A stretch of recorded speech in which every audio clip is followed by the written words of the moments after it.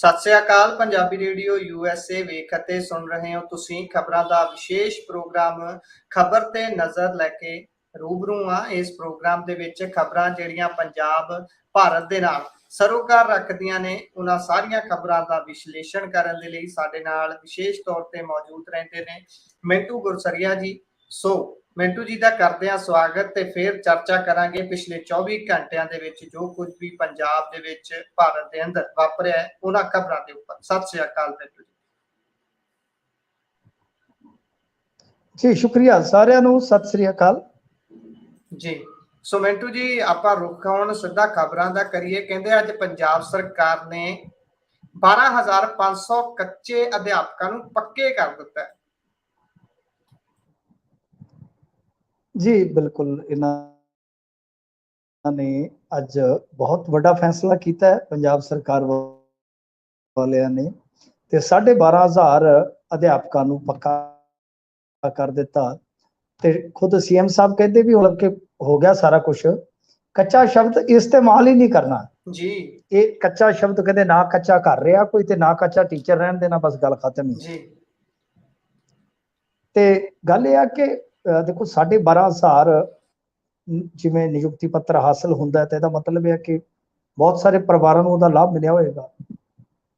इहदे च एक गल यह कि देखो मसला जिहड़ा वो ये है कि इहनूं दो असी पक्ष तो देख सकते हैं। एक तो यह है कि टीचर रैगूलर करने वास्ते इन्होंने बनाई सी पहला सब कमेटी। इन्होंने रैगूलर शब्द यानी शब्दों का वैसे सारा खेड होंदा है, जे आप देखिए कुल मिला के जिंदगी ही शब्दों का खेड है। तो इन्होंने रैगूलर शब्द वरत्या सीगा कि असीं रैगूलर करांगे, पक्के करांगे, पर प्रॉब्लम या चुनौती ये सीगी कि सुप्रीम कोर्ट की रूलिंग वगैरह हैगी है इस मामले ते। सो इस करके मान सरकार ने इहदा विचला रस्ता लभ्या सी। एक सब कमेटी बनाई सी, तुहानूं याद होना खासियां मीटिंगां होईयां सी, वाहवा मीटिंगां होईयां। उसते बाद इन्होंने फिर स्पैशल कैडर बना दिता सीगा इन्हां दा। ते उस तो बाद फिर ये रस्ता खोलिया गया कि इन्हों वधवी तनख्वाह दी जाएगी, मतलब कि जिहड़े टीचर कोई 8-10 हज़ार औसतन तनख्वाह लेंदे सन वो 20-25 हज़ार ते पहुंच गए। तो ये देखो अज हुण टैलीविजन डिबेट दे विच मैं वेख रहा सीगा गुरप्रीत जी कि इन्हां दे नुमाइंदे टीचरां दे बैठे सन, बीबी हरप्रीत कौर जी, वो तो कहंदे भी 12,500 बंदे दी खुशी आ, असीं इस गल तो संतुष्ट हाँ। पहलियां ने सानू डांगा फेरियां, कदे लाठी चार्ज तो बगैर मीटिंग नहीं सी हुई। ये जदों भी असीं जाने आ भाई साडा सत्कार करदे, धीआं भैणां समझदे आ। ते मान साहब ते बैंस साहब दी उन्होंने सिफत कीती आ कि असीं ते भाई इस गल दे विच पूरे दे पूरे खुश आ। ठीक है ना जी, ये है एक पक्ष। हुण इस मामले दे विच एक दूसरा पक्ष है। दूसरा पक्ष ये आ कि ये जिहड़े टीचर ने ये मतलब कि कुछ जिद्दां इहदी तुसीं पढ़ोगे सारी वो जो शर्त है इहदे विच नियम है, नियमावली जिद्दां कह लईए, जे तुसीं उसनूं पढ़ोगे 14 कुछ नुकते ने तां उहदे च मतलब कि साफ ते स्पष्ट है कि इन्हां नूं जिवें दूसरे टीचर आ जिवें आउण जाण ते कहने आपां कि टीए डीए वगैरह मिलते हैं, वो नहीं मिलूगे। 5% इन्हों सैलरी का सिर्फ इजाफा मिलना है। ठीक है ना जी। तो मतलब कि जेडे लाभ एक रैगूलर पोस्ट नूं मिलते हैं जां उहदा जिहड़ा पे स्केल है उहदे तो तां बिल्कुल भिन्न हो गई, वखरी हो गई जी। सो ये दूसरा पक्ष है। पर मेरा तो मनना यह है कि जो भाई 12,500 फिर ठीक ठाक आ, वो खुश ने ते साडा की ढिड पीड़ हुंदा है। ठीक है, वो खुश ने क्योंकि उन्होंने यूं लगता 5-6 हज़ार तो 25 हज़ार ते पहुंच गए तो यही बहुत है। तो उसका कच्चे शब्द इन्हां वास्ते इस्तेमाल नहीं करना। हुण वो जिहड़ा कच्चे शब्द है एक सियासी मतलब है कि भाई उन्होंने साफ कह दिता कि अज तो बाद कच्चे शब्द इस्तेमाल ना करो, मतलब कि हुण असी अपना जिहड़ा वो जिवें अमरिंदर सिंह ने आख्या सीगा कि मैं सारा ही कर्जा माफ कर दूं, ते मुड़ के आख्या सीगा कि नहीं भाई कर्जा तो मैं कला सोसाइटियां का माफ करांगा, तो वो भी शर्तां दे तहत। तो उस तरह इन्हां ने सप भी मार लिया ते सोटा भी बचा लिया, बस कहने का मतलब यह है। पर मैं बार बार कहूँगा कि ठीक है जे भाई वो टीचर जिहड़े है वो मनते हैं सानू इज्जत मान मिल रहा है, ਤੇ ਰਿਜ਼ਕ ਵੀ ਸਾਡਾ ਚਲੋ ਚੋਖਾ ਵਧਾ ਦਿੱਤਾ ਹੈ, ਫਿਰ ਆਪਾਂ ਤੇ ਕੌਣ ਹੁੰਦੇ ਆ। ਪਰ ਮਤਲਬ ਕਿ ਇਹਨਾਂ ਦਾ ਹੀ ਟੀਚਰਾਂ ਦਾ ਹੀ ਜੇ ਆਪਾਂ ਦੇਖੀਏ ਤਾਂ ਦੂਸਰਾ ਪੁਆਇੰਟ ਆਫ ਵਿਊ ਹੈ ਕਿ ਇਸ ਤਰ੍ਹਾਂ ਕਰਨਾ ਜਿਹੜਾ ਉਹ ਸਰਕਾਰ ਵਾਸਤੇ ਠੀਕ ਨਹੀਂ ਹੈ। ਪਰ ਸਰਕਾਰ ਨੇ ਰਸਤਾ ਕੱਢ ਲਿਆ ਉਧਰੋਂ ਵੀ ਤੇ ਉਧਰੋਂ ਵੀ। ਸਿਆਸੀ ਤੌਰ ਤੇ ਉਹ ਹਮੇਸ਼ਾ ਹੀ ਕਹਿਣਗੇ ਕਿ ਅਸੀਂ ਇੰਨੇ ਹਜ਼ਾਰ ਟੀਚਰ ਇੱਕੋ ਵੇਲੇ ਕੱਚੇ ਤੋਂ ਪੱਕੇ ਕਰਤੇ ਸੀ, ਹੁਣ ਕੱਚਾ ਨਹੀਂ ਕਹਿਣਾ ਤੁਸੀਂ। ਜੀ ਜੀ, ਸੋ ਇਹ ਕੱਚੇ ਪੱਕਿਆਂ ਵਾਲੀ ਗੇਮ ਤਾਂ ਸ਼ਬਦਾਂ ਦੇ ਨਾਲ ਸਰਕਾਰ ਨੇ ਖੇਡ ਲਈ ਹੈ, ਤੇ ਜਿਹੜੀ ਅੰਦਰਲੀ ਘੁੰਡੀ ਹੈ ਉਹ ਵੀ ਤੁਸੀਂ ਦੱਸਤੀ ਹੈ। ਹੁਣ ਗੱਲ ਅਗਲੀ ਕਰਦੇ ਆ। ਮੈਂ ਤਾਂ ਕਿਹਾ ਕਿ ਤੁਸੀਂ ਡਾਇਲੌਗ ਬੋਲਣ ਲੱਗੇ, ਮੌਲਿਆ ਦੱਸ ਇਹਨਾਂ ਨੂੰ। ਜੀ ਜੀ ਜੀ, ਆਪਾਂ ਉਹ ਰਹਿ ਨਹੀਂ ਦਈਏ, ਉਹ ਹੋਰ ਪਾਸੇ ਨੂੰ ਗੱਲ ਚੱਲਦੇ ਆਪਾਂ ਗੱਲ ਕਰੀਏ ਹੜ੍ਹਾਂ ਦੀ। ਸੋ ਹੜ੍ਹਾਂ ਨੇ ਤੋੜੇ ਨੇ ਸ਼ਗਨਾਂ ਦੇ ਸੁਪਨੇ, ਬਹੁਤ ਜਗ੍ਹਾ ਤੇ ਇਹੋ ਜਿਹੇ ਸੁਪਨੇ ਟੁੱਟੇ ਨੇ ਜਿਨ੍ਹਾਂ ਦੇ ਵਿੱਚ ਹੜ੍ਹਾਂ ਨੇ ਬੜੀ ਭੈੜੀ ਮਾਰ ਕੀਤੀ ਤੇ ਲੋਕ ਰੋਂਦੇ ਕੁਰਲਾਉਂਦੇ ਨਜ਼ਰ ਆ ਰਹੇ ਨੇ ਜੀ। ਹਾਂਜੀ, ਦੇਖੋ ਗੱਲ ਇਹ ਆ ਕਿ ਹੜ੍ਹਾਂ ਨੇ ਸ਼ਗਨਾਂ ਦੇ ਜਿਹੜੇ ਸੁਪਨੇ ਹੁੰਦੇ ਨੇ, ਸ਼ਗਨ ਮਤਲਬ ਕਿ ਆਪਣੇ ਸ਼ਗਨ ਵਿਹਾਰ ਜੋ ਆਪਾਂ ਕਰਨੇ ਆ, ਮਤਲਬ ਕਿ ਦੇਖੋ ਜਿਹੜੇ ਪਿੰਡਾਂ ਦੇ ਵਿੱਚ ਇਸ ਤਰ੍ਹਾਂ ਸ਼ਗਨ ਵਿਹਾਰ ਦੇ ਕੰਮ ਰੱਖੇ ਹੁੰਦੇ, ਕੋਈ ਨਿਸ਼ੋਆ ਹੈ, ਕੋਈ ਬਈ ਵਿਆਹ ਸ਼ਾਦੀ ਹੈ ਧੀ ਪੁੱਤਰ ਦੀ, ਤਾਂ ਫਸਲਾਂ ਤੇ ਕਹਿ ਲਓ ਕਿ ਨਿਰਭਰ ਹੁੰਦਾ, ਹਾੜੀ ਸੌਣੀ ਤੇ। ਤਾਂ ਦੁਆਬੇ ਦੇ ਕੁਝ ਪਿੰਡਾਂ ਦੇ ਵਿੱਚੋਂ ਇਸ ਤਰ੍ਹਾਂ ਦੀਆਂ ਮੀਡੀਆ ਰਿਪੋਰਟਾਂ ਨੇ, ਕਿਉਂਕਿ ਤੁਹਾਨੂੰ ਪਤਾ ਸਭ ਤੋਂ ਪਹਿਲਾਂ ਉੱਥੇ ਮਾਰ ਪਈ ਰੋਪੜ ਤੋਂ ਬਾਅਦ, ਮੋਹਾਲੀ ਤੋਂ ਬਾਅਦ। ਤਾਂ ਉਹ ਜਿਹੜੇ ਕੁਝ ਪਿੰਡ ਨੇ ਉਹਨਾਂ ਦੇ ਵਿੱਚ ਜਿਹੜੀਆਂ ਵਿਆਹ ਸ਼ਾਦੀਆਂ ਤੈਅ ਹੋਈਆਂ ਸੀ, ਹੁਣ ਤੁਹਾਨੂੰ ਪਤਾ ਹੀ ਆ 2 ਮਹੀਨਿਆਂ ਨੂੰ ਬਾਅਦ, ਜਿਵੇਂ ਆਪਾਂ ਕਹਿ ਦਿੰਦੇ ਕਿ ਅੱਸੂ ਕੱਤੇ ਤੋਂ ਬਾਅਦ ਫੈਸਟੀਵਲ ਸੀਜ਼ਨ ਸ਼ੁਰੂ ਹੋ ਜਾਂਦਾ ਤੇ ਸ਼ਾਦੀਆਂ ਦਾ ਵੀ ਦੌਰ ਨਾਲ ਹੀ ਸ਼ੁਰੂ ਹੋ ਜਾਂਦਾ ਹੈ ਜੀ। ਤਾਂ ਹੁਣ ਕੀ ਹੈ ਕਿ ਉਹ ਜਿਹੜੇ ਡੋਬੇ ਦਾ ਸ਼ਿਕਾਰ ਹੋ ਗਏ ਨੇ, ਉਹ ਜਿਨ੍ਹਾਂ ਨੇ ਆਪਣੀ ਧੀ ਧਿਆਣੀ ਦਾ ਕਿਤੇ ਵਿਆਹ ਸ਼ਾਦੀ ਰੱਖਿਆ ਸੀਗਾ, ਉਹ ਹੁਣ ਮਾਯੂਸ ਨੇ ਬਈ ਸ਼ਾਦੀ ਹੁਣ ਕਿੱਥੇ ਕਰੀਏ। ਗੱਲ ਇਹ ਆ ਕਿ ਸਮਾਜਿਕ, ਹਾਲਾਂਕਿ ਦੇਖੋ ਇਹ ਤੇ ਹੁਣ ਮੈਨੂੰ ਲੱਗਦਾ ਕਿ ਜੋ ਮੁੰਡੇ ਵਾਲੇ ਆ ਉਹਨਾਂ ਨੂੰ ਵੱਡੇ ਦਿਲ ਦਿਖਾਉਣੇ ਚਾਹੀਦੇ ਆ ਕਿ ਜੇ ਕਿਤੇ ਮੁੰਡੇ ਦੇ ਸਹੁਰੇ ਇਸ ਤਰ੍ਹਾਂ ਨੁਕਸਾਨੇ ਗਏ ਭਾਈ, ਤੇ ਉਹ ਵੱਡਾ ਦਿਲ ਦਿਖਾ ਕੇ ਕਹਿਣ ਕਿ ਸਾਡੀ ਧੀ ਆ ਬਈ, ਸਾਨੂੰ ਤੁਸੀਂ ਬਸ ਚਾਹੋ ਕੱਪੜਿਆਂ 'ਚ ਤੋਰ ਦਿਓ। ਜਿਵੇਂ ਆਪਾਂ ਕੋਵਿਡ ਕਾਲ ਦੇ ਦੌਰਾਨ ਦੇਖਿਆ ਸੀਗਾ ਨਾ, ਵੱਡੇ ਵੱਡੇ ਪੈਲਸ ਬੁੱਕ ਕਰਾਏ ਸਨ, ਸਾਰਾ ਕੁਝ ਹੋ ਗਿਆ, ਤੇ ਮੁੜ ਕੇ ਉਹੀ ਜਿਨ੍ਹਾਂ ਲੋਕਾਂ ਨੇ ਵੱਡੇ ਵੱਡੇ ਪੈਲਸ ਬੁੱਕ ਕਰਵਾਏ ਸੀ, ਕੁਝ ਪਰਸੈਂਟ ਕਿਹਾ ਕਿ ਤੁਸੀਂ ਰੱਖ ਲਓ ਬਾਕੀ ਸਾਨੂੰ ਦੇ ਦਿਓ, ਤੇ ਉਦਾਂ ਹੀ ਉਹ ਮਤਲਬ ਕਿ 2-4 ਬੰਦੇ ਆਏ ਤੇ ਚਲੋ ਸ਼ਾਦੀ ਹੋ ਗਈ। ਇਸ ਤਰ੍ਹਾਂ ਹੋਇਆ ਸੀਗਾ। ਤਾਂ ਇਹ ਵੱਡਾ ਦਿਲ ਤੇ ਜੇ ਆਪਾਂ ਕਹੀਏ ਮੁੰਡੇ ਵਾਲਿਆਂ ਨੂੰ ਦਿਖਾਉਣਾ ਚਾਹੀਦਾ ਜਾਂ ਮੁੰਡਿਆਂ ਨੂੰ ਦਿਖਾਉਣਾ ਚਾਹੀਦਾ, ਪਰ ਕੁਝ ਲੋਕ ਹੈਗੇ ਨੇ ਜਿਹੜੇ ਮਾਯੂਸ ਨੇ ਕਿ ਧੀ ਦਾ ਵਿਆਹ ਸ਼ੌਂਕ ਨਾਲ ਕਰਨਾ ਸੀਗਾ, ਆਪਣੀ ਧੀ ਨੂੰ ਚਾਵਾਂ ਨਾਲ ਤੋਰਨਾ ਸੀਗਾ, ਪਰ ਹੁਣ ਦੀਦਾ ਹੀ ਕੁਛ ਨਹੀਂ ਗਾ, ਕਰੀਏ ਤੇ ਕਰੀਏ ਕੀ। ਇਹ ਹੈਗੀ ਆ ਪ੍ਰੋਬਲਮ, ਹੈਗੀ ਆ। ਤੇ ਸਰਕਾਰ ਨੂੰ ਹੁਣ ਦੇਖੋ ਆਪਾਂ ਤੇ ਇਹੀ ਕਹਿ ਸਕਦੇ ਹਾਂ ਕਿ ਸਰਕਾਰ ਇੰਨਾ ਮੁਆਵਜ਼ਾ ਨਹੀਂ ਦੇ ਸਕਦੀ ਕਿ ਉਹ ਟਿਊਬਵੈਲ ਵੀ ਠੀਕ ਕਰਾ ਦੂਗੀ, ਉਹ ਵਿਆਹ ਸ਼ਾਦੀ ਦੇ ਖਰਚੇ ਵੀ। ਤੇ ਮੈਂ ਤੇ ਇਹ ਮੰਨਣਾ ਹੈ ਕਿ ਕਿਸਾਨ ਨੂੰ ਸਿਰਫ ਤੇ ਸਿਰਫ ਉਹਦੇ ਜੋ ਹਿੰਮਤ ਹੈ ਨਾ, ਉਹਦੇ ਮੁੱਲ ਜੋਗਾ ਕਰ ਦਿਓ, ਤੁਹਾਨੂੰ ਕੁਝ ਵੀ ਕਰਨ ਦੀ ਲੋੜ ਨਹੀਂ ਹੈ। ਕਿਸਾਨ ਨੂੰ ਬਚਾਉਣਾ ਬਹੁਤ ਜ਼ਰੂਰੀ ਹੈ ਕਿ ਇਹਨਾਂ ਨੂੰ ਹੁਣ ਦੂਸਰੀ ਫਸਲ ਤੇ ਤੁਸੀਂ ਕਾਇਮ ਕਰ ਦਿਓ ਤਾਂ ਬਿਹਤਰ ਹੈ। ਚਲੋ 4 ਦਿਨ ਲੇਟ ਫੇਟ ਸਹੀ, ਇੱਧਰ ਉੱਧਰ ਸਹੀ, ਕੋਈ ਘਾਟਾ ਵਾਧਾ ਸਹੀ, ਤਾਂ ਜਿਹੜੇ ਇਹ ਸੁਪਨੇ ਟੁੱਟੇ ਨੇ ਕੁਝ ਹੱਦ ਤੱਕ ਉਹਨਾਂ ਦੀ ਮੁਰੰਮਤ ਹੋ ਜਾਏਗੀ। ਯਾਨੀ ਜਿੱਦਾਂ ਇਹਨਾਂ ਨੇ, ਸਰਕਾਰ ਨੇ ਇੱਕ ਅੱਛਾ ਉਦਮ ਕੀਤਾ ਤੇ ਹੈ ਕਿ ਬਈ 80,000 ਏਕੜ ਦੇ ਵਿੱਚ ਕਹਿੰਦੇ ਜੀ ਕਿ ਪਨੀਰੀ ਤਿਆਰ ਆ, 10 ਅਗਸਤ ਤੱਕ ਪਨੀਰੀ ਮਿਲੇਗੀ, ਤੁਸੀਂ ਲਾਓ ਝੋਨਾ।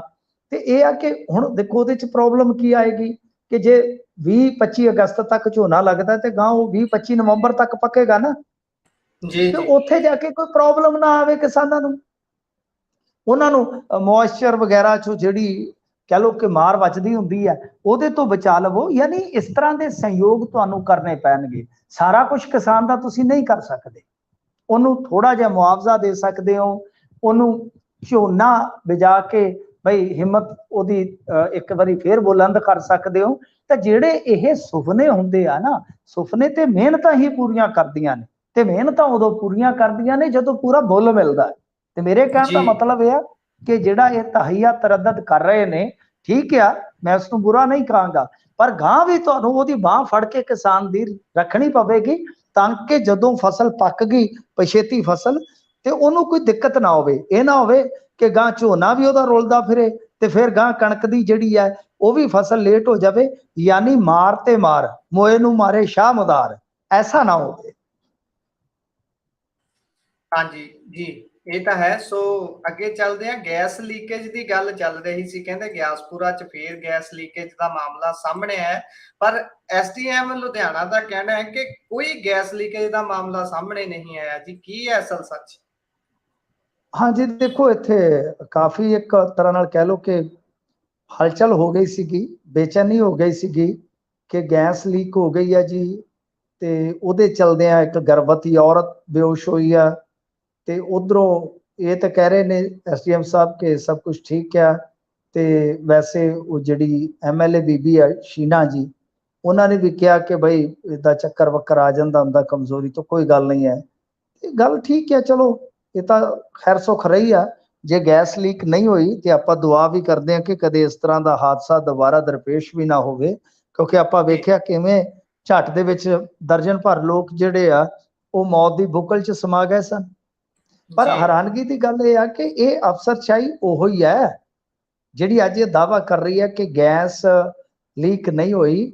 ਗੁਰਪ੍ਰੀਤ ਜੀ, ਜਿਨ੍ਹਾਂ ਨੇ 11 ਮੌਤਾਂ ਹੋਣ ਤੋਂ ਬਾਅਦ ਵੀ ਇਹੋ ਗੱਲ ਹੀ ਰਿਪੋਰਟ 'ਚ ਲਿਖੀ ਹੈ ਕਿ ਪਤਾ ਨਹੀਂ ਗੈਸ ਕਿੱਥੋਂ ਲੀਕ ਹੋਈ ਆ, ਮਤਲਬ 11-12 ਕਤਲਾਂ ਦਾ ਇਹ ਕਤਲ ਹੀ ਹੁੰਦੇ ਆ, ਕਿਸੇ ਬੇਕਸੂਰ ਜਾਂ ਕਹਿ ਲਓ ਕਿ ਕਿਸੇ ਨਿਰਦੋਸ਼ ਬੰਦੇ ਨੂੰ ਬਿਨਾਂ ਕਾਰਨ ਹੀ ਗੈਰ ਕੁਦਰਤੀ ਢੰਗ ਨਾਲ ਮੌਤ ਆ ਜਾਣੀ, ਸਮੂਹਿਕ ਤੌਰ ਤੇ ਇਸ ਤਰ੍ਹਾਂ ਦੀਆਂ ਮੌਤਾਂ ਆ ਜਾਣੀਆਂ, ਉਹਨਾਂ ਨੂੰ ਕਤਲ ਹੀ ਕਹਾਂਗੇ, ਪ੍ਰਸ਼ਾਸਕੀ ਤੌਰ ਤੇ ਹੀ ਕਤਲ ਹੁੰਦੇ ਨੇ ਉਹ ਜੀ। ਤਾਂ ਇਹਨਾਂ ਨੇ ਤਾਂ ਉਸ ਰਿਪੋਰਟ ਦੇ ਵਿੱਚ ਵੀ ਕਿਹਾ ਕਿ ਕੋਈ ਥੋ ਪਤਾ ਹੀ ਨਹੀਂ ਜੀ ਗੈਸ ਕਿੱਥੋਂ ਲੀਕ ਹੋਈ ਹੈ, ਮਤਲਬ ਕਿ 12 ਮੌਤਾਂ ਦਾ ਜਾਂ ਪ੍ਰਸ਼ਾਸਕੀ ਕਤਲਾਂ ਦਾ ਕਹਿ ਲਓ ਕਿ ਕੋਈ ਜ਼ਿੰਮੇਵਾਰੀ ਨਹੀਂ ਹੈ। ਤੇ ਜਿਸ ਲੁਧਿਆਣੇ ਦੀ ਅਫਸਰਸ਼ਾਹੀ ਨੇ 12 ਮੌਤਾਂ ਨੂੰ ਕਫਨ ਤੋਂ ਬਾਅਦ ਇਸ ਤਰ੍ਹਾਂ ਦੇ ਪਰਦੇ ਹੇਠ ਢੱਕ ਦਿੱਤਾ ਹੈ, ਜੇ ਕਿਤੇ ਗੈਸ ਲੀਕ ਹੋਈ ਆ ਇਹ ਜੋ ਦਾਅਵਾ ਕਰ ਰਹੇ ਆ ਉਹਨੂੰ ਬਈ ਅਸੀਂ ਫਿਰ ਸਭੋ ਸੱਚ ਨਹੀਂ ਮੰਨ ਸਕਦੇ, ਕਿਉਂਕਿ ਤੁਸੀਂ ਅਜਿਹਾ ਕੀਤਾ, ਪਹਿਲਾਂ ਵੀ ਕੀਤਾ। ਤਾਂ ਖੈਰ ਇਹ ਚੀਜ਼ਾਂ ਜਿਹੜੀਆਂ ਨੇ ਉਹ ਨਹੀਂ ਹੋਣੀਆਂ ਚਾਹੀਦੀਆਂ। ਮੇਰਾ ਤਾਂ ਇਹ ਮੰਨਣਾ ਹੈਗਾ ਆ ਕਿ ਬਈ ਜੋ ਵੀ ਹੁੰਦਾ ਮਾੜਾ ਉਹਦਾ ਜ਼ਿੰਮੇਵਾਰ ਠਹਿਰਾਇਆ ਜਾਣਾ ਚਾਹੀਦਾ, ਤਾਂ ਕਿ ਲੋਕਾਂ ਦਾ ਯਕੀਨ ਤੁਹਾਡੇ 'ਚ ਬਣਿਆ ਰਹੇ। ਹੁਣ ਉਹ ਪਹਿਲੀ ਰਿਪੋਰਟ ਦੇ ਆਧਾਰ ਤੇ ਆਪਾਂ ਸ਼ੱਕ ਜਤਾ ਰਹੇ ਹਾਂ ਨਾ ਕਿ ਜੇ ਕਿਤੇ ਹੋਇਆ ਵੀ ਹੋਏਗਾ ਤੇ ਇਹਨਾਂ ਨੇ ਕਿਹੜਾ ਕਹਿ ਦੇਣਾ ਕਿ ਫਲਾਣੀ ਥਾਂ ਤੋਂ ਹੋਇਆ, ਕਿਉਂਕਿ ਇਹ ਤਾਂ ਪਰਦਾਪੋਸ਼ੀ ਵਾਲੀ ਖੇਡ ਖੇਡਦੇ ਆ ਨਾ, ਮੌਤਾਂ ਦੇ ਗੁਨਾਹਗਾਰਾਂ ਨੂੰ ਥੋੜੀ ਫੜਦੇ ਆ। ਸੋ ਖੈਰ ਚਲੋ ਵਧੀਆ ਗੱਲ ਹੈ, ਕੋਈ ਕੈਜੂਅਲਟੀ ਨਹੀਂ ਹੋਈ, ਠੀਕ ਹੈ, ਸੁੱਖ ਦਾ ਸਾਹ ਆਇਆ, ਪਰ ਇਹਨਾਂ ਨੇ 11-12 ਮੌਤਾਂ ਤੇ ਜਿਸ ਤਰ੍ਹਾਂ ਕਹਿ ਲਓ ਕਿ ਸਾਰੀਆਂ ਧਿਰਾਂ ਨੂੰ ਉੱਥੇ ਬਰੀ ਕਰ ਦਿੱਤਾ, ਸ਼ਰਮਨਾਕ ਹੈ ਤੇ ਅਤੀ ਸ਼ਰਮਨਾਕ ਹੈ ਜੀ। ਸੋ ਇਹ ਤਾਂ ਹੈ। ਹੁਣ ਅੱਗੇ ਵਧਦੇ ਹਾਂ, ਗੱਲ ਸਿੱਧੂ ਮੂਸੇਵਾਲਾ ਦੇ ਕਤਲ ਮਾਮਲੇ ਦੀ ਕਰਦੇ ਹਾਂ। ਕਤਲ ਮਾਮਲੇ ਦੇ ਵਿੱਚ ਦੋਸ਼ੀਆਂ ਦੇ ਖਿਲਾਫ ਜਿਹੜੇ ਦੋਸ਼ ਤੈਅ ਹੋਏ ਨੇ ਉਸ ਤੋਂ ਬਾਅਦ ਪਿਤਾ ਬਲਕੌਰ ਸਿੰਘ ਬੋਲੇ ਨੇ, ਕੀ ਆਖਿਆ ਉਹਨਾਂ ਨੇ? ਹਾਂਜੀ ਦੇਖੋ, ਪਿਤਾ ਉਹਨਾਂ ਦੇ ਤਾਂ ਫਿਰ ਇਹੀ ਕਹਿਣਗੇ ਕਿ ਮੈਨੂੰ ਉਮੀਦ ਹੈ ਬਈ ਇਨਸਾਫ ਹੋਏਗਾ। ਤਾਂ ਗੱਲ ਇਹ ਆ ਕਿ ਹੁਣ ਦੇਖੋ ਜਦੋਂ ਚਲਾਨ ਪੇਸ਼ ਹੋ ਜਾਂਦਾ, ਚਾਰਜਸ ਫਰੇਮ ਹੋ ਜਾਂਦੇ ਆ, ਦੋਸ਼ ਜਿਨ੍ਹਾਂ ਨੂੰ ਆਪਾਂ ਤੈਅ ਕਹਿ ਦਿੰਦੇ ਆ, ਤਾਂ ਫਿਰ ਉਸ ਤੋਂ ਬਾਅਦ ਕੇਸ ਜਿਹੜਾ ਹੁੰਦਾ ਹੈ ਗਵਾਹੀਆਂ ਵੱਲ ਨੂੰ ਵੱਧ ਜਾਂਦਾ ਹੈ, ਫਿਰ ਕ੍ਰਾਸ ਐਗਜ਼ਾਮਨ ਜਿਹਨੂੰ ਆਪਾਂ ਕਹਿ ਦਿੰਦੇ ਆ ਉਹ ਹੁੰਦਾ ਹੈ, ਫਿਰ ਉਸ ਤੋਂ ਬਾਅਦ ਜ਼ਿਰਾ ਤੇ ਉਸ ਤੋਂ ਬਾਅਦ ਫੈਸਲਾ, ਮਤਲਬ ਕਿ ਉਮੀਦ ਤੇ ਹੁੰਦੀ ਹੈ ਨਾ। ਤੇ ਇਸੇ ਤਰ੍ਹਾਂ ਇਹਨਾਂ ਨੇ ਜਿਹੜੀ ਗੱਲ ਕਹੀ ਹੈ ਉਹ ਇਹੋ ਹੀ ਗੱਲ ਕਹੀ ਹੈ ਕਿ ਨਿਆਂ ਦੀ ਜਿੱਤ ਹੋਵੇਗੀ, ਤੇ ਬਈ ਇਹ ਉਮੀਦ ਕਰਦੇ ਆ ਕਿ ਦੋਸ਼ੀਆਂ ਨੂੰ ਸਜ਼ਾ ਮਿਲੇਗੀ ਤੇ ਮੁਕੱਦਮਾ ਸਾਲਾਂ ਤੱਕ ਨਹੀਂ ਚੱਲੇਗਾ। ਦੇਖੋ ਇਹ ਚੀਜ਼ ਜਿਹੜੀ ਉਹ ਕਹਿ ਰਹੇ ਨੇ ਕਿ ਮੁਕੱਦਮਾ ਸਾਲਾਂ ਤੱਕ ਨਹੀਂ ਚੱਲੇਗਾ, ਇਹੀ ਤੌਖਲਾ ਹੈ। ਆਪਾਂ ਜਿਵੇਂ ਦੇਖਿਆ ਕਿ ਚਾਰਜ ਸ਼ੀਟ ਫਾਈਲ ਹੁੰਦੇ ਆ, ਚਾਰਜਸ ਫਰੇਮ ਹੁੰਦੇ ਆ, ਤੇ ਤੁਸੀਂ ਇਹ ਹਿਸਾਬ ਲਾ ਲਓ ਕਿ ਤਕਰੀਬਨ 1.25 ਸਾਲ 1.5 ਸਾਲ ਦਾ ਸਮਾਂ ਲੰਘ ਚੱਲਿਆ ਹੈ ਜੀ। ਤਾਂ ਹੁਣ ਅਗਾਂਹ ਮੈਂ ਜਿਵੇਂ ਤੁਹਾਨੂੰ ਦੱਸਿਆ ਕਿ ਇੱਕ ਪੇਸ਼ੀ ਹੋਣੀ ਹੈ, ਉਸ ਤੋਂ ਬਾਅਦ ਗਵਾਹੀਆਂ ਦਾ ਸਿਲਸਿਲਾ ਚੱਲੇਗਾ, ਤੇ ਗਵਾਹ ਇਸ ਕੇਸ ਦੇ ਵਿੱਚ ਬਹੁਤ ਜ਼ਿਆਦਾ ਨੇ ਕਿਉਂਕਿ ਅਕਿਊਜ਼ਡ ਬਹੁਤ ਨੇ। ਹੁਣ ਉਹਨਾਂ ਸਾਰੇ ਗਵਾਹਾਂ ਨੂੰ ਭੁਗਤਾਉਣਾ ਤੇ ਉਹਨਾਂ ਸਾਰੇ ਗਵਾਹਾਂ ਨੂੰ ਖੜੇ ਰੱਖਣਾ, ਕਿਉਂਕਿ ਆਪਾਂ ਕਹਿ ਦਿੰਦੇ ਹੁੰਦੇ ਕਿ ਕੋਈ ਡਰ ਕੇ ਗਵਾਹੀ ਤੋਂ ਬਹਿ ਗਿਆ, ਉਹਦਾ ਮਤਲਬ ਇਹ ਨਹੀਂ ਹੁੰਦਾ ਕਿ ਭੁੰਜੇ ਬਹਿ ਗਿਆ, ਗਵਾਹੀ ਤੋਂ ਬੈਠ ਗਿਆ। ਤਾਂ ਉਹਨਾਂ ਨੂੰ ਭੁਗਤਾਉਣਾ ਤੇ ਵੇਲੇ ਸਿਰ ਭੁਗਤਾਉਣਾ, ਫਿਰ ਸਾਰੀਆਂ ਚੀਜ਼ਾਂ ਜਿਹੜੀਆਂ ਕੇਸ ਦੇ ਵਿੱਚ ਐਵੀਡੈਂਸ਼ੀਅਲ ਚੀਜ਼ਾਂ ਹੁੰਦੀਆਂ ਨੇ ਤਾਂ ਉਹ ਸਥਾਪਿਤ ਕਰਨੀਆਂ, ਜੋ ਵੀ ਫੋਰੈਂਸਿਕ ਜਾਂਚ ਪੜਤਾਲ ਹੈ ਸਮੇਂ ਸਿਰ ਉਹ ਰਿਪੋਰਟਾਂ ਪੇਸ਼ ਕਰਨੀਆਂ। ਇਹ ਮੈਨੂੰ ਲੱਗਦਾ ਕਿ ਤੌਖਲਾ ਉਹਨਾਂ ਦਾ ਜਿਹੜਾ ਹੈ ਨਾ ਉਹ ਇਸੇ ਗੱਲ ਨੂੰ ਲੈ ਕੇ ਆ ਕਿ ਕਿਤੇ ਵਕਤ ਦੀ ਘੁੰਮਣ ਘੇਰੀ ਦੇ ਵਿੱਚ ਨਾ ਪੈ ਜਾਵੇ, ਜਿਵੇਂ ਆਮ ਤੌਰ ਤੇ ਆਪਾਂ ਦੇਖਦੇ ਹਾਂ ਮੁਕੱਦਮਾ ਜੀ ਪੈ ਜਾਵੇ ਸਹੀ, ਬੰਦੇ ਨੂੰ ਫਿਕਰ ਪੈ ਜਾਂਦਾ ਕਿ ਹੁਣ ਇੰਨੇ ਸਾਲ ਮੈਂ ਲਮਕਾਂਗਾ, ਭਾਵੇਂ ਮੁਕੱਦਮਾ ਝੂਠਾ ਹੋਵੇ ਸੱਚਾ ਹੋਵੇ, ਉਹਨੂੰ ਡਰ ਸਜ਼ਾ ਦਾ ਨਹੀਂ ਹੁੰਦਾ, ਉਹਨੂੰ ਡਰ ਇਹ ਹੁੰਦਾ ਹੈ ਸਭ ਤੋਂ ਪਹਿਲਾਂ ਕਿ ਮੈਂ ਕਿੰਨੇ ਸਾਲ ਅੱਡੀਆਂ ਘਸਾਵਾਂਗਾ। तो इस करके जो बलकौर सिंह सिद्धू कह रहे ने, उन्हों का तौखला इहो आ कि भाई ये केस की फास्ट ट्रैक तरीके नाल निबड़ेगा या फिर जिवें आम मुकदमे चलते ने कि सालां बद्धी चलेगा। तो ये बारे कुछ नहीं कहा जा सकता है, बहुत हद तक पुलिस ते निर्भर करता है, पुलिस ने ही सारा कुछ करना होंदा है, गवाहियां वगैरह जिहड़ियां ने। तां देखदे आ कितना फास्ट यह केस चलता है या फिर आम केसां वांगू ही ये लमक जाएगा। हाल दी घड़ी तैनूं लमकिया केस ही कहांगे, क्योंकि ਇਹਦੀ ਚਾਰਜਸ਼ੀਟ ਜਿਹੜੀ ਇਹਨਾਂ ਨੇ ਫਾਈਲ ਕੀਤੀ ਹੈ ਲਗਭਗ ਲਾ ਲਓ ਕਿ 9-10 ਮਹੀਨੇ ਸ਼ਾਇਦ ਹੋ ਗਏ ਸੀਗੇ ਉਦੋਂ, ਫਿਰ ਉਸ ਤੋਂ ਬਾਅਦ ਦੂਸਰੀ ਤੇ ਹੁਣ ਚਾਰਜਸ ਫਰੇਮ ਹੋਇਆ, ਯਾਨੀ 1.5 ਸਾਲ 1.5 ਸਾਲ ਦਾ ਸਫ਼ਰ ਤੇ ਤੈਅ ਕਰ ਲਿਆ ਕੇਸ ਜੀ। ਸੋ ਅੱਗੇ ਵਧਦੇ ਹਾਂ, ਆਪਾਂ ਗੱਲ ਦਰਿਆਵਾਂ ਤੇ ਮੁੱਦੇ ਦੀ ਕਰਦੇ ਹਾਂ। ਇੱਕ ਵਾਰ ਫੇਰ ਤੋਂ ਇਹ ਮੁੱਦਾ ਉੱਠਿਆ ਦਰਿਆਵਾਂ ਦੇ ਕਬਜ਼ੇ ਦਾ, ਕੀ ਹੈ ਸਾਰਾ ਮਾਮਲਾ? ਦੇਖੋ ਪ੍ਰੋਬਲਮ ਕੀ ਹੈ ਕਿ ਆ ਜਿਹੜੇ ਹੁਣ ਨਾਲੇ ਨੂਲੇ ਆ ਇਹ ਵੱਲ ਹੈ ਲੋਕਾਂ ਨੇ, ਇਹਦੇ 'ਚ ਕੋਈ ਸ਼ੱਕ ਨਹੀਂ ਹੈ। ਤੁਸੀਂ ਆਮ ਹੀ ਪਿੰਡਾਂ 'ਚ ਵੇਖ ਲਓ, ਇੱਥੇ ਤੇ ਛੱਪੜ ਨਹੀਂ ਛੱਡੇ ਅਸੀਂ ਲਾਲਚੀ ਲੋਕਾਂ ਨੇ, ਉੱਦਾਂ ਫੜਾ ਮਾਰਨ ਨੂੰ ਅਸੀਂ ਬਹੁਤ ਮਹਾਨ ਲੋਕ ਆ, ਫੜਾ ਜਿੰਨੀਆਂ ਮਰਜ਼ੀ ਮਰਵਾ ਲਓ, ਉੱਥੇ ਫੇਸਬੁੱਕ ਤੇ ਵੀ ਵਿਊ ਵਾਲੇ ਚੱਕਰ 'ਚ ਬਹੁਤ ਲੋਕ ਤੁਹਾਨੂੰ ਇਦਾਂ ਦੇ ਮਿਲ ਜਾਣਗੇ। ਪਰ ਗੱਲ ਇਹ ਹੈ ਕਿ ਸਾਡੇ ਨੁਕਸ ਵੀ ਸਾਡੇ ਸਾਹਮਣੇ ਰੱਖਣ ਵਾਲੇ ਲੋਕ ਚਾਹੀਦੇ ਆ, ਕਿ ਸਾਡੇ ਵਿੱਚੋਂ ਹੀ ਨੇ ਜਿਨ੍ਹਾਂ ਲੋਕਾਂ ਨੇ ਬਈ ਘਰ ਖੋਲ ਦਿੱਤੇ ਪੀੜਤਾਂ ਵਾਸਤੇ, ਤੇ ਸਾਡੇ ਵਿੱਚੋਂ ਹੀ ਉਹ ਲੋਕ ਨੇ ਜਿਨ੍ਹਾਂ ਨੇ ਤਰਪਾਲਾਂ ਚੁੱਕ ਲਈਆਂ ਆਰਫਕੇ ਦੇ ਥਾਣੇ ਦੇ ਵਿੱਚੋਂ। ਉਹ ਥਾਣੇ ਚੋਂ ਕੌਣ ਤਰਪਾਲਾਂ ਚੁੱਕ ਕੇ ਲੈ ਕੇ ਗਿਆ? ਸਮਾਣੇ ਚੱਕੀ ਤੇ ਆ ਸੰਗਤ ਨੂੰ ਜਾਣਾ ਜਿਹੜਾ ਸੀਗਾ, ਪੀੜਤਾਂ ਨੂੰ ਜਾਣਾ ਜਿਹੜਾ ਆਟਾ ਸੀ, ਉਹ ਇੱਕ ਬੰਦੇ ਨੇ ਵੇਚ ਦਿੱਤਾ, ਉਹ ਸਾਡੇ ਵਿੱਚੋਂ ਹੀ ਸੀਗਾ ਜੀ। ਚਾਂਦਪੁਰਾ ਬੰਨ ਰਹੇ ਲੋਕਾਂ ਦੀਆਂ ਚੱਪਲਾਂ ਤੱਕ ਚੁੱਕੀਆਂ ਗਈਆਂ, ਚੱਪਲ ਚੋਰ ਸਾਡੇ ਵਿੱਚੋਂ ਹੀ ਸਨ ਜੀ।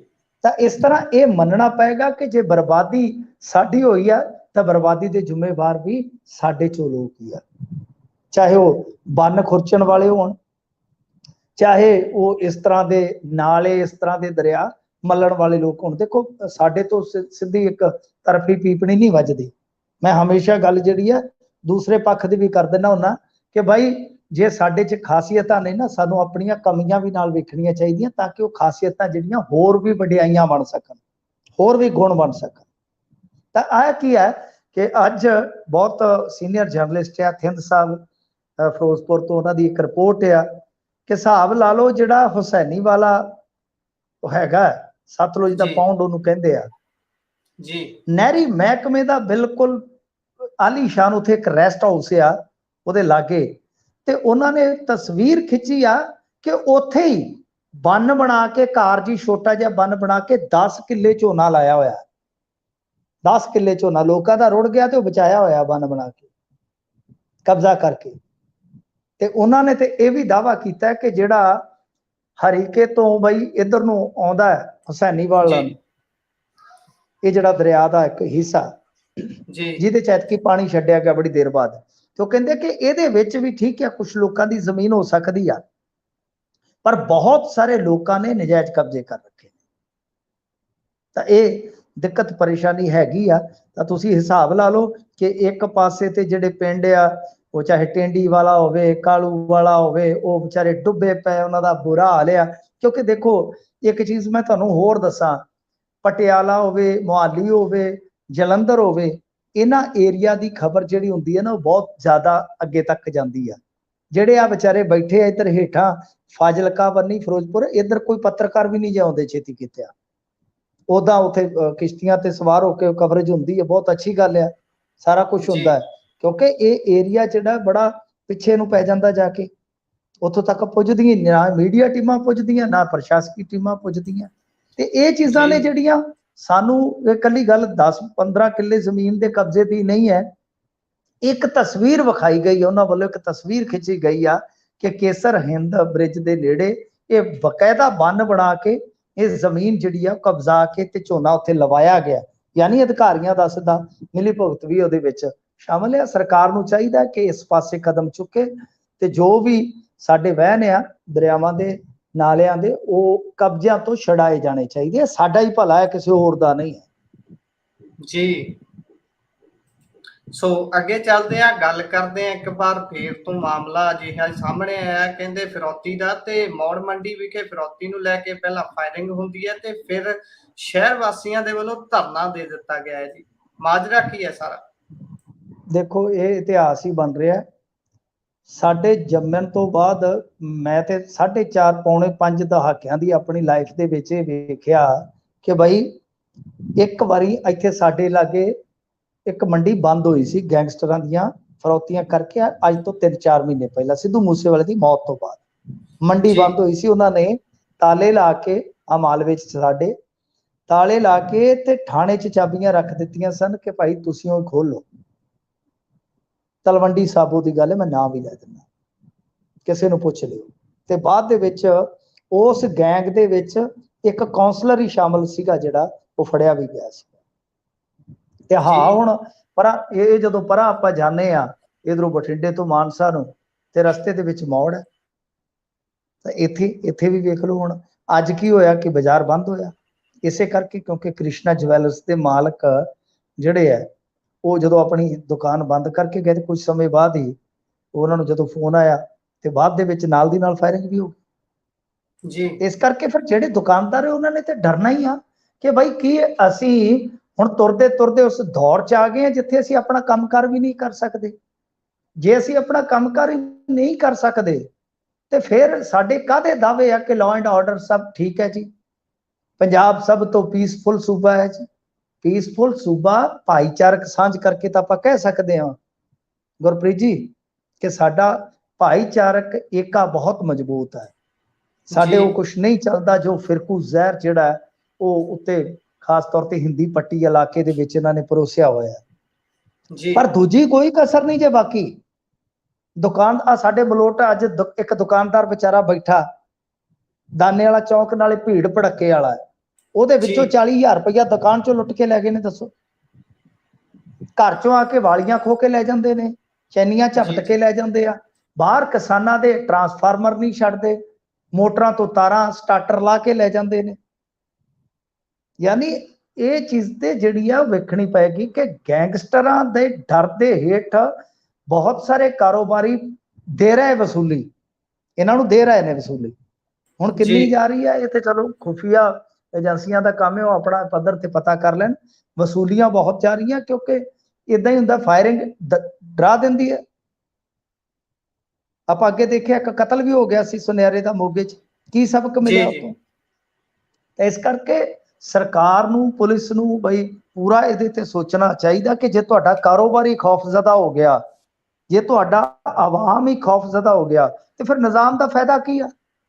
ਫਿਰ ਤਾਂ ਗੁੰਡਿਆਂ ਨੂੰ ਸਿੱਧੀ ਸੱਤਾ ਸੌਂਪ ਦਿਓ ਕਿ ਭਾਈ ਤੁਸੀਂ ਉਹ ਚਲਾ ਲਓ, ਖਜ਼ਾਨਾ ਖਜੂਨਾ ਨਾਲੇ ਹੋ ਸਕਦਾ ਕਿ ਬਾਹਰੋਂ ਅੰਦਰੋਂ ਹੋਰ ਲੁੱਟਾ ਮਾਰਾ ਕਰਕੇ ਭਰ ਲਓਗੇ।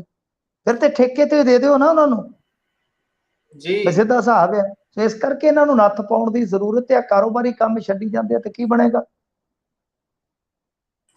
ਸੋ ਇਹ ਤਾਂ ਹੈ, ਪਰ ਹੁਣ ਆਪਾਂ ਗੱਲ ਮਣੀਪੁਰ ਦੀ ਕਰਦੇ ਹਾਂ। ਮਣੀਪੁਰ ਦੇ ਵਿੱਚ ਵੈਸੇ ਜਿਹੜੀ ਵੀ ਖਬਰ ਚੱਕ ਲਓ ਦੁਖਦਾਈ ਹੀ ਆਉਂਦੀ ਹੈ ਇਹਨਾਂ ਦਿਨਾਂ ਦੇ ਵਿੱਚ, ਪਰ ਇੱਕ ਹੋਰ ਦਰਦਨਾਕ ਕਹਾਣੀ ਉੱਥੋਂ ਸਾਹਮਣੇ ਆਈ ਹੈ। ਮਿੰਟੂ ਜੀ, ਇਹ ਕੀ ਹੈ ਦਰਦਨਾਕ ਕਹਾਣੀ ਹੈ ਇਸ ਬਾਰੇ? ਦੇਖੋ, ਇਹ ਨਾ 31 ਸਾਲ ਦਾ ਮੁੰਡਾ ਸੀਗਾ, ਡੇਵਿਡ ਉਹਦਾ ਨਾਮ ਸੀਗਾ। ਤੇ ਇਹ ਦੱਸਦੇ ਆ ਜਿਹੜੇ ਉਹਦੇ ਘਰ ਦੇ ਆ, ਇੱਕ ਰਿਪੋਰਟਰ ਇਹਨਾਂ ਦੇ ਘਰਦਿਆਂ ਕੋਲ ਪਹੁੰਚਿਆ ਕਿਉਂਕਿ ਇੱਕ ਫੋਟੋ ਵਾਇਰਲ ਹੋਇਆ ਸੀਗਾ ਜਿਹਦੇ ਵਿੱਚ ਦਰਖਤ ਦੇ ਨਾਲ ਸਿਰ ਟੰਗਿਆ ਜਿਹੜਾ ਉਹ ਦਿਖਾਈ ਦਿੰਦਾ ਹੈ। ਇਨਫੈਕਟ ਵੀਡੀਓ ਵੀ ਸੀਗਾ, ਵੀਡੀਓ ਵੀ ਵਾਇਰਲ ਹੋਇਆ ਸੀ ਕਿਉਂਕਿ ਹੁਣ ਉੱਥੇ ਇੰਟਰਨੈਟ ਚੱਲਿਆ ਨਾ। ਆ ਜਿਹੜੀਆਂ ਆਪਣੀਆਂ ਲੀਜ਼ ਲਾਈਨ ਵਾਲੀਆਂ ਹੁੰਦੀਆਂ ਇਹ ਕਨੈਕਸ਼ਨ ਵਾਲੀਆਂ ਜਿਹੜੀਆਂ ਦਿੰਦੀਆਂ ਨੇ ਇੰਟਰਨੈਟ, ਇਹ ਕੰਪਨੀਆਂ ਉੱਥੇ ਸਰਵਿਸ ਪ੍ਰੋਵਾਈਡ ਕਰ ਰਹੀਆਂ ਨੇ। ਤਾਂ ਹੁਣ ਉਹ ਨਾਲ ਦੀ ਨਾਲ ਕਹਿ ਲਓ ਕਿ ਵੀਡੀਓ ਜਿਹੜੀਆਂ ਉਹ ਬਾਹਰ ਆ ਰਹੀਆਂ ਤੇ ਦੱਸਦੇ ਆ ਕਿ ਇੱਥੇ ਇੱਕ ਵਿਲੇਜ ਡਿਫੈਂਸ ਕਮੇਟੀ ਬਣੀ ਹੋਈ ਸੀ ਤੇ ਡੇਵਿਡ ਵੀ ਉਹਦੇ ਵਿੱਚ ਸੀਗਾ। ਤੇ ਗੱਲ ਇਹ ਆ ਕਿ ਬਈ ਕਹਿੰਦੇ ਆ ਕਿ ਫਿਰ ਅਚਾਨਕ ਹਮਲਾ ਹੁੰਦਾ ਇਹਨਾਂ ਦੇ ਪਿੰਡ ਦੇ ਵਿੱਚ। 20 ਗੱਡੀਆਂ ਭਰ ਕੇ ਦਾਖਲ ਹੁੰਦੇ ਇੰਡੀਅਨ ਰਿਜ਼ਰਵ ਬਟਾਲੀਅਨ ਯਾਨੀ IRB ਵਾਲੇ ਤੇ ਨਾਲ ਮਣੀਪੁਰ ਪੁਲਿਸ ਦੇ ਕਮਾਂਡੋ। ਤੇ ਨਾਲ ਇਹਨਾਂ ਦੇ ਮਤਾਈ ਵੀ ਸੀਗੇ, ਮਤਾਈ ਜਿਹੜੇ ਉੱਥੇ ਬਹੁ ਗਿਣਤੀ 'ਚ ਆ। ਇਹ ਕੁੱਕੀ ਭਾਈਚਾਰੇ ਤੋਂ ਸੀ। ਦੱਸਦੇ ਆ ਕਿ ਫਿਰ ਇਹਨੂੰ ਸ਼ੂਟ ਕੀਤਾ ਗਿਆ, ਬਾਅਦ 'ਚ ਗੱਡੀ ਨਾਲ ਕੁਚਲਿਆ ਗਿਆ। ਜਿਵੇਂ ਆਪਾਂ ਇੱਥੇ ਤੁਸੀਂ ਤੇ ਛੋਟੇ ਹੋਵੋਗੇ ਜਾਂ ਹੋ ਸਕਦਾ ਹੁਣ ਪੜ੍ਹ ਰਹੇ ਹੋਵੋਗੇ ਇਹਨਾਂ ਗੱਲਾਂ ਨੂੰ, ਅਸੀਂ ਸੁਣਦੇ ਹੁੰਦੇ ਸਾਂ ਕਿ ਫਲਾਣੀ ਥਾਂ ਤੇ ਜੀ ਏਦਾਂ ਮਾਰਿਆ ਬੰਦਾ, ਪੱਟ ਚੀਰੇ ਗਏ ਨੇ ਜੀ, ਪੁਲਿਸ ਨੇ ਜੀ ਵਿਚਾਲਿਓਂ ਪਾੜਿਆ, 2 ਗੱਡੀਆਂ ਪਿੱਛੇ ਬੰਨ ਕੇ। ਮਤਲਬ ਕਿ ਇਸ ਤਰ੍ਹਾਂ ਕੀਤਾ, ਇਸ ਤਰ੍ਹਾਂ ਇਹਨਾਂ ਨੇ ਨਿਰਦयता ਦਿਖਾਈ। ਫਿਰ ਉਸ ਤੋਂ ਬਾਅਦ ਉਹਦਾ ਸਿਰ ਵੱਢ ਕੇ ਲਮਕਾਇਆ ਗਿਆ। ਤੇ ਤੁਸੀਂ ਦੇਖੋ ਕਿ ਕਿਸ ਤਰ੍ਹਾਂ ਦੀ ਦਰਿੰਦਗੀ ਉੱਥੇ ਹੋ ਰਹੀ ਆ। ਜਾਨੀ ਇੱਕ ਭਾਈਚਾਰੇ ਦੇ ਨਾਲ ਸਿੱਧੇ ਤੌਰ ਤੇ ਮਨੀਪੁਰ ਪੁਲਿਸ, ਫਿਰ ਇਹ ਤੋਂ ਇਲਾਵਾ ਜੇ ਆਪਾਂ ਦੇਖੀਏ IRB ਤੇ ਨਾਲ ਉਹਨਾਂ ਦੇ ਗੁੰਡੇ ਜਨੂਨੀ, ਤੇ ਫਿਰ ਬਚੇਗਾ ਕੌਣ? ਤੇ ਫਿਰ ਇਹਦੇ ਚ ਸਾਫ਼ ਹੈ ਨਾ, ਸਪਸ਼ਟ ਆ ਕਿ ਉੱਥੇ ਕਰਵਾ ਕੌਣ ਰਿਹਾ ਤੇ ਕਿਹਨੂੰ ਕਿਹਦੀ ਸ਼ੈ ਹੈ। ਇਹ ਸਾਫ਼ ਹੈ, ਸਪਸ਼ਟ ਹੈ, ਕਿਉਂਕਿ ਮਹਿਤਾਈ ਨੇ ਜਿਹੜੇ ਉਹ ਹਿੰਦੂਇਜ਼ਮ ਨੂੰ ਫੋਲੋ ਕਰਦੇ ਨੇ ਤੇ ਕੁੱਕੀ ਬੋਲੇ ਜਿਹੜੇ ਉਹ ਕ੍ਰਿਸਚਨ ਨੇ। ਤਾਂ ਯਾਨੀ ਮਾਮਲਾ ਤੇ ਸਾਫ਼ ਹੈ ਨਾ ਫਿਰ, ਕਿ ਕਿਤੇ ਨਾ ਕਿਤੇ ਫਿਰਕੂ ਜ਼ਹਿਰ ਇੱਥੇ ਵੀ ਬਹੁਤ ਜ਼ਿਆਦਾ ਜਿਹੜਾ ਉਹ ਬੀਜਿਆ ਗਿਆ, ਹੁਣ ਉਹਦੀਆਂ ਛੱਲੀਆਂ ਬਣ ਗਈਆਂ ਨੇ। ਇਸ ਕਰਕੇ ਸਰਕਾਰ ਨੂੰ ਇਸ ਪਾਸੇ ਧਿਆਨ ਦੇਣ ਦੀ ਜ਼ਰੂਰਤ ਆ ਕਿ ਭਾਈ ਕਿਤੇ ਇਹ ਨਾ ਹੋਵੇ ਕਿ ਆਪਣੀ ਸਰਕਾਰ ਜਾਂ ਆਪਣੀ ਤੁਸੀਂ ਛਵੀ ਬਚਾਉਂਦੇ ਇਸ ਨੁਕਸਾਨ ਨੂੰ ਹੋਰ ਡਾਢਾ ਕਰ ਲਵੋ, ਤਾਂ ਵੇਲੇ ਨਾਲ ਇਹ ਸਥਿਤੀ ਜਿਹੜੀ ਆ ਕੰਟਰੋਲ ਕਰਨ ਦੀ ਲੋੜ ਆ। जी, सो ये तो है। इस हुण तां वैसे बहुत ज़्यादा ही देर हो चुकी है। जिस तरह ਦੀਆਂ ਉੱਥੋਂ ਚੀਜ਼ਾਂ, ਖਬਰਾਂ, ਤਸਵੀਰਾਂ ਆਏ ਦਿਨ ਨਿਕਲ ਕੇ ਸਾਹਮਣੇ ਆਉਂਦੀਆਂ ਨੇ, ਉਹ ਦਿਲ ਦਹਿਲਾ ਦੇਣ ਵਾਲੀਆਂ ਹੁੰਦੀਆਂ ਨੇ। ਸੋ ਮਿੰਟੂ ਜੀ, ਤੁਸੀਂ ਖਬਰਾਂ ਤੇ ਚਾਨਣਾ ਪਾਇਆ, ਤੁਹਾਡਾ ਬਹੁਤ ਬਹੁਤ ਧੰਨਵਾਦ। ਸਤਿ ਸ੍ਰੀ ਅਕਾਲ। ਸਤਿ ਸ੍ਰੀ ਅਕਾਲ ਜੀ। ਸੋ ਇਹ ਸਨ ਸਾਡੇ ਨਾਲ ਮਿੰਟੂ ਗੁਰਸਰੀਆ ਜੀ। ਪ੍ਰੋਗਰਾਮ ਤੁਸੀਂ ਸੁਣਿਆ ਹੈ ਖਬਰ ਤੇ ਨਜ਼ਰ। ਪ੍ਰੋਗਰਾਮ ਤੁਹਾਨੂੰ ਕਿਹੋ ਜਿਹਾ ਲੱਗਿਆ? ਤੁਸੀਂ ਆਪਣੇ ਵਿਚਾਰ, ਰਾਏ, ਟਿੱਪਣੀਆਂ ਸਾਡੇ ਨਾਲ Facebook ਅਤੇ YouTube ਦੋਵੇਂ ਥਾਵਾਂ ਤੇ ਕਮੈਂਟ ਬਾਕਸ ਦੇ ਜ਼ਰੀਏ ਸਾਂਝਾ ਕਰ ਸਕਦੇ ਹੋ। ਨਾਲ ਦੀ ਨਾਲ ਜੇਕਰ ਪ੍ਰੋਗਰਾਮ ਤੁਹਾਨੂੰ ਚੰਗਾ ਲੱਗਦਾ ਹੈ ਤਾਂ ਇਸ ਨੂੰ ਆਪਣੇ ਸਾਥੀਆਂ ਦੇ ਨਾਲ ਸਾਂਝਾ ਕਰਨਾ ਬਿਲਕੁਲ ਨਹੀਂ ਭੁੱਲਣਾ। ਜੁੜੇ ਰਹੋ ਪੰਜਾਬੀ ਰੇਡੀਓ USA ਦੇ ਨਾਲ। ਪ੍ਰੋਗਰਾਮਾਂ ਦੀ ਲਗਾਤਾਰਤਾ ਬਰਕਰਾਰ ਹੈ। ਧੰਨਵਾਦ। ਸਤਿ ਸ੍ਰੀ ਅਕਾਲ।